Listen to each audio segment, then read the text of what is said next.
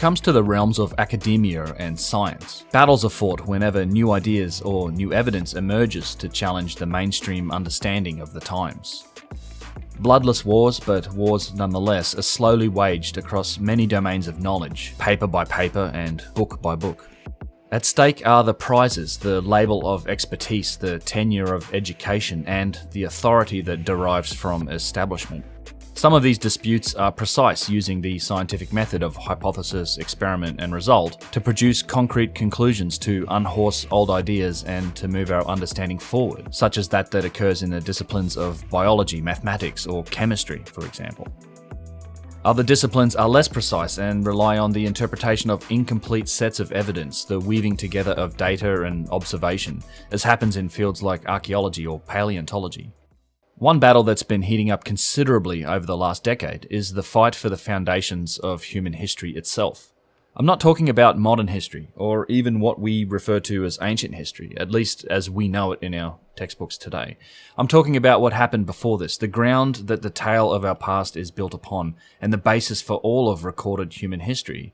And that is the timeline of our evolution as a species, our rise from the Stone Age and into the era of civilization. It is these older aspects of our past that seem to be in an ever-increasing state of dispute. The arguments being made are legitimate. They are coming from many different vectors and many different disciplines of science. Many arguments are based on discoveries that have only been made in recent years. And collectively, they're making the case for a re-evaluation of the story of our past ever stronger. Everyone is aware of this story to a greater or a lesser degree, and in its most basic form, it goes something like this. A while ago, we humans, Homo sapiens, emerged directly into the Stone Age, fiddling with sticks and rocks and contentedly hunter-gathering our days away. It's here that we spend the vast majority of our time on Earth, tens if not hundreds of thousands of years. Then, all of a sudden, we get the bright idea to team up, raise some forts, build some walls, create some gods, make some rules, and then voila, there's civilization. The ancient Sumerians kick us off, then Egypt, Babylonia, the Greeks, the Romans, the Mongols, China's great dynasties, and all the rest. Soon we're playing with swords and castles and serfs and slaves. Now it's time to up our painting game, and we have a renaissance. Someone observes that steam goes up, which is still the basis of our entire economy. Even nuclear power stations are just big kettles for making steam go up. We begin a love affair with gunpowder and money. We put a meter on electrons and sell them to everyone. And the Industrial Revolution begins the inexorable rise of modern technology. Then, all of a sudden, hello, here we all are, intangibly connected to this thing called the internet, watching thousands of tiny flashing pixels on some device of unimaginable complexity while sipping a latte, wearing sneakers and synthetic clothes, and mostly doing so as if this was all perfectly normal. The idea that we are all here as the direct result of an unbroken straight line of human progress coming from the Stone Age, this is one of the foundations upon which our modern human identity is formed. Yet, it's this very foundational concept that is under siege. The evidence that our history is longer and much more complex just continues to stack up. The narrative that this new evidence weaves is frankly alarming. It tells a tale of unimaginable destruction, a tale of the rise and fall of unknown yet undeniably mighty civilizations, of advanced technologies that were created, used, and then lost to us. A cycle of death and rebirth on a scale that is beyond anything contained within our current version of history. A version that, in the light of all this new evidence, can simply be considered but the latest revolution of the cosmic hamster wheel of human civilizations. Let's put some of this new evidence into some context. Here's a New Scientist article from 2006, which was, if you're at all like me and in complete denial about getting older, shockingly 13 years ago now, although you wouldn't know it from the music that I still listen to. This article lays out the timeline of human evolution, the mainstream story of history as it was taught in 2006. Let's make a graph and talk about us kids. Around 195,000 years ago, we emerge onto the scene and into the Neolithic Stone Age. Here we stay for many tens of thousands of years until we start eating mushrooms, having visionary experiences, drawing cave art, burying our dead, creating symbolic and abstract concepts, also called the Great Leap Forward, which was some 50,000 years ago, around the same time that humans first colonised Australia. Then, roughly 12,000 years ago, and still globally in the Stone Age, mind you, modern humans finally reached the Americas. The Stone Age eventually comes to an end only a scant 6,000 years ago from now, when the first true civilization that leads directly to us begins with the ancient Sumerians in Mesopotamia, which was mostly in what is now modern-day Iraq. Now let's look at some of the new evidence since 2006 and how it should be affecting this timeline. A new find in Morocco made us instantly more than 30% older than we first thought, pushing the earliest date of our species back to some 300,000 years ago.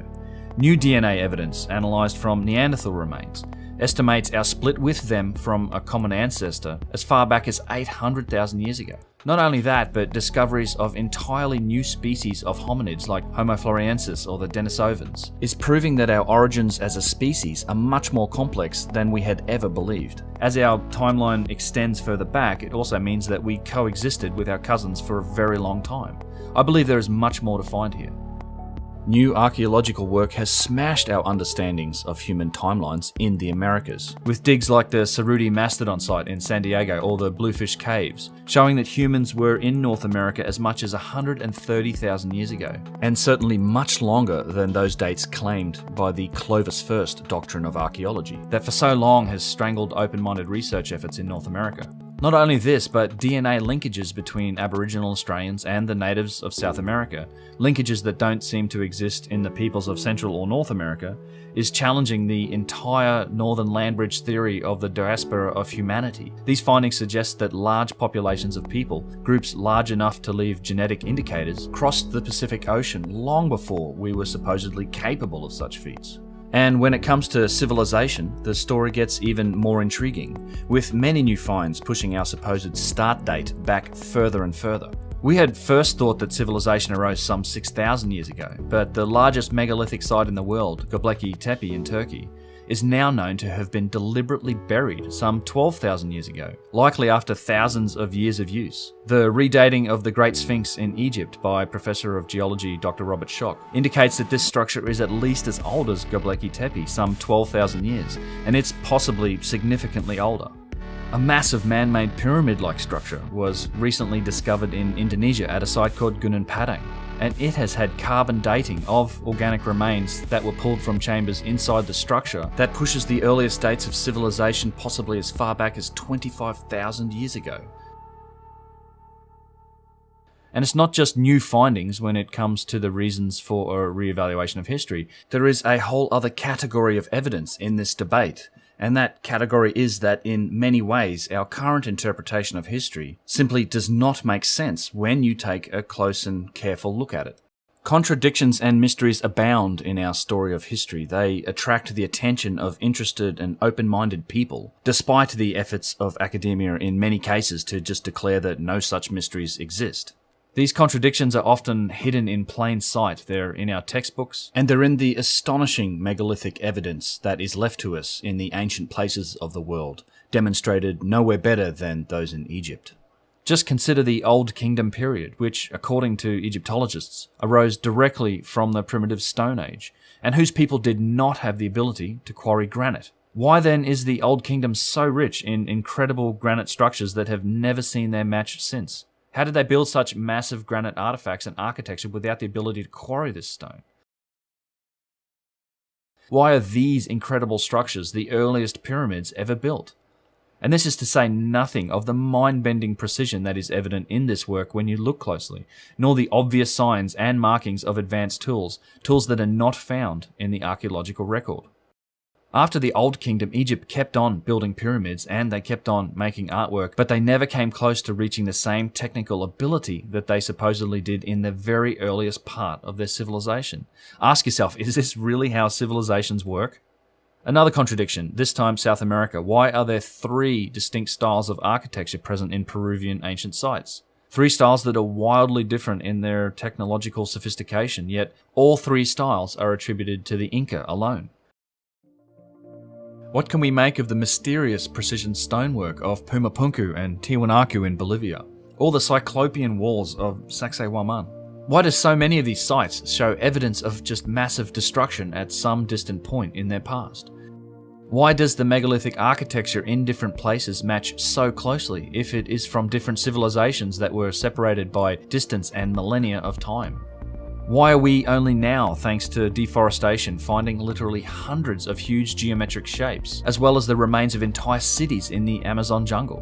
What about the pyramids that are dotted all over China? Pyramids that nobody has been allowed to film, let alone investigate, in some 40 years. None of these mysteries fit within our current story of history. Pyramid culture itself seems to be a constant across many parts of the world. The greatest pyramid of them all, the Great Pyramid of Giza, has yet to give up all of its secrets despite our modern technology. Every aspect of its construction that we have managed to puzzle out, from its precise alignment to true north and to celestial constellations, its sacred geometry ratios that encode the very constants of nature, to the fact that it is essentially an accurate scale model of the Earth. All of these attributes speak to us of an unimaginably advanced understanding of the universe, an understanding that must have existed deep within the distant past, and an understanding and a capability that we simply cannot attribute to what we know of the ancient Egyptians. Why are there ancient maps like the Piri Reis map or the Oronto Phineas map? Maps that show Antarctica before it was even discovered. These maps were admittedly drawn from even more ancient source maps, maps that are now lost to us. Not only that, but they accurately depict the coastline of Antarctica that is under the ice, as verified by the US Air Force in 1960. Several ancient maps show undeniable proof of advanced technology in their projections and in their high degree of accuracy in both longitude and latitude, which was not possible for us to do as a civilization until the turn of the 19th century, because of the need for accurate chronometers, which we hadn't invented until that point. I don't think that many of these contradictions, nor these mysteries, can be resolved from within our current paradigm of history.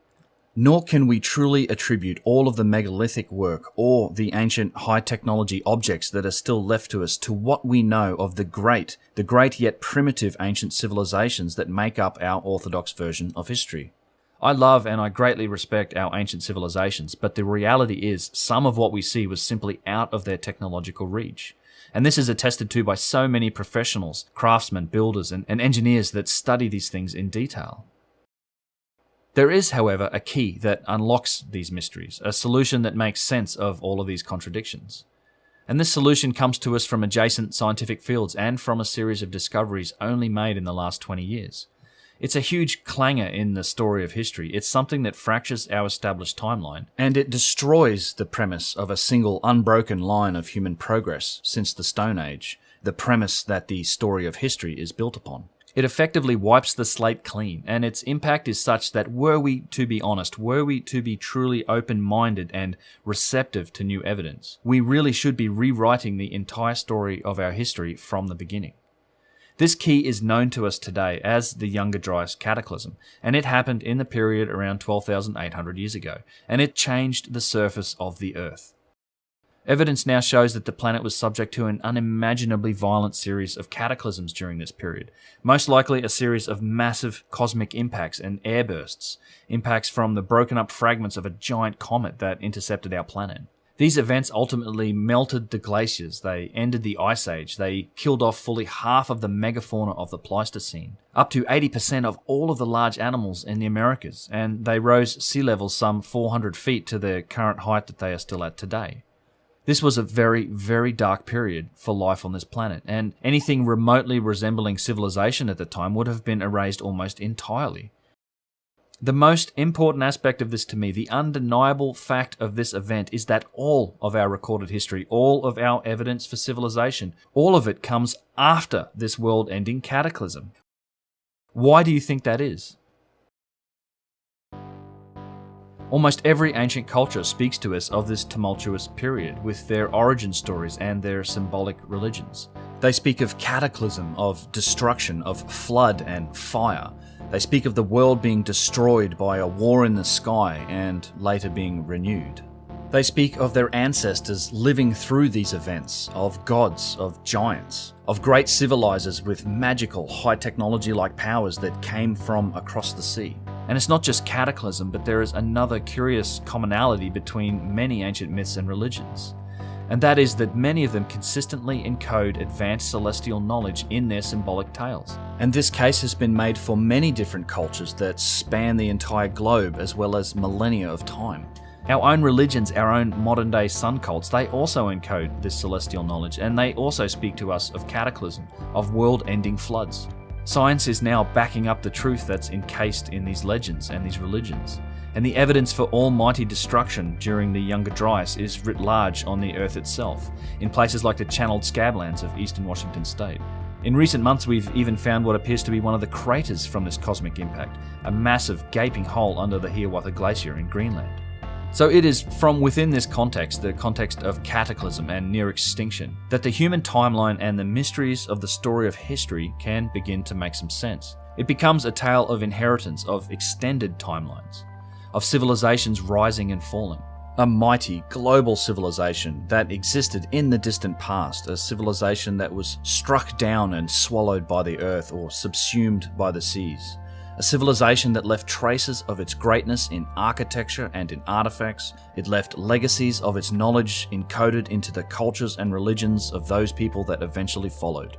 After all, the ancient Egyptians even called themselves a legacy civilization. A legacy of what or of who?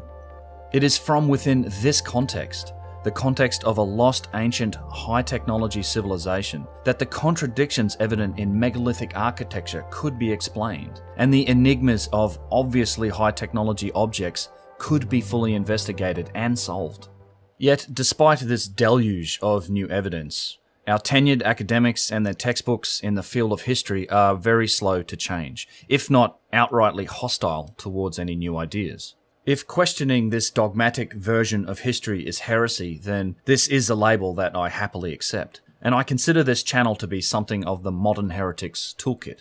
Many others are also on this path, authors, researchers, fellow content creators, and I think a slow awakening is actually happening as more and more people realize that it is high time we re-evaluated the story of our past.